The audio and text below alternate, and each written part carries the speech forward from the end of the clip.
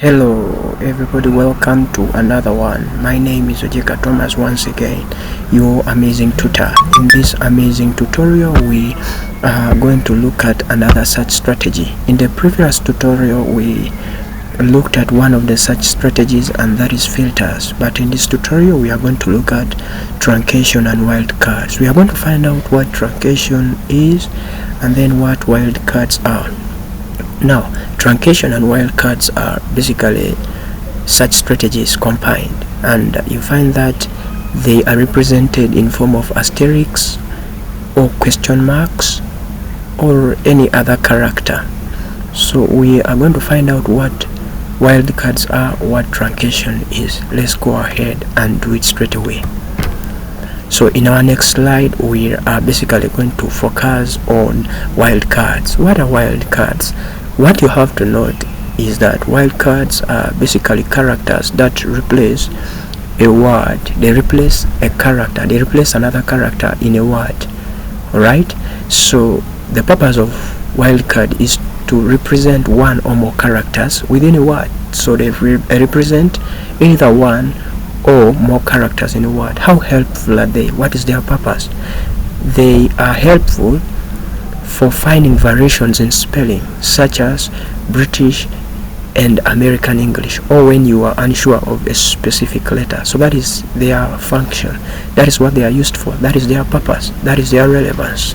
They are used for finding variations in spelling, most especially in a word. For example, in American and British English, or rather in any other sense. For example, there are words that have the same pronunciation but they have different spellings. So that is what wildcards do. They come in to play that crucial role of helping us find out the variation in spelling. So I think at this particular time you permit me to demonstrate to you how important wildcards are, and we are going to use one of the search engines, that is ChatGPT, right, for demonstrating how we can use wildcards. So here we have this illustration meet, and then you put your question mark and then R. So we want to find out the variation in spellings with words in this format. So you can see, so it looks like you're looking for a certain pattern. So we are basically given a number of words here with varying spellings. We have a number of 3 words, or we have meter. They have the same pronunciation but varying spellings. So that is how helpful wildcards are. Another thing that they do is they help us broaden our search, most especially when you encounter a word that has a similar pronunciation to another word. So another word that we can actually consider this time is chew, and then let's still use this, and then we use R. Which words shall we get? So we shall get words with varying spellings. So here are a number of words. We have chew, turn, chew. So we have 3 words with varying spellings but almost similar pronunciation. So that is for wildcards. What about truncation? Let's go ahead and find out how and what truncation is all about. Now, truncation is also a search strategy that works hand in hand with wildcards. The purpose of truncation is to allow you to search for variations of a word by using a symbol, often an asterisk. Alright, so this is a symbol for truncation. It is a character to represent any number of characters at the end of a word. So you're going to find out that there is a difference between truncation and wildcards. For wildcards, the characters are actually found most especially in the middle of the word, but for truncation, the asterisks or the sign they use are found at the end of the word. This is particularly useful for finding words with different endings. So there are words that have different endings, and then also plurals or variations in verb tenses.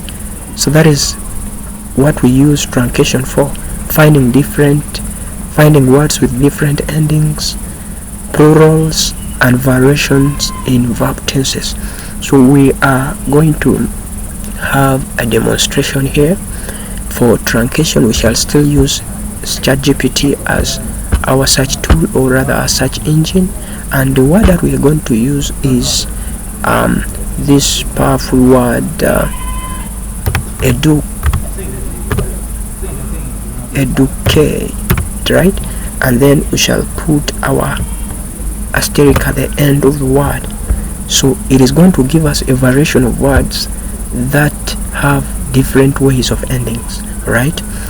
But it can either be a similar word. So in this case we have educate, right? We have educate, educated, educator, education. So this helps you to widen, helps you to broaden the sense of humor, helps you to broaden the possibilities of your search and results.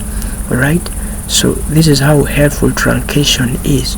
So we can use another one. We can say tut, and then we can still use this asterisk. You're going to find out that we shall have a number of words that end differently, but they may be starting most especially more in a similar way. So we have tutor, tutoring, tutorial, tutelage, tutelary. Right, they have different meanings. Some of them have almost similar meanings, but they start in a similar way but end in a different way. So that is what we use truncation tools for.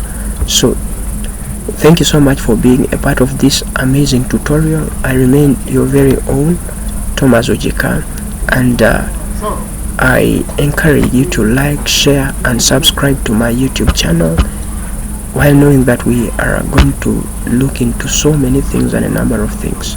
Thank you so much for being a part of this amazing tutorial. Meet you in my next video as we navigate through the search strategies that we use for finding information of various types from various sources. Thank you so much. Bye and God bless you.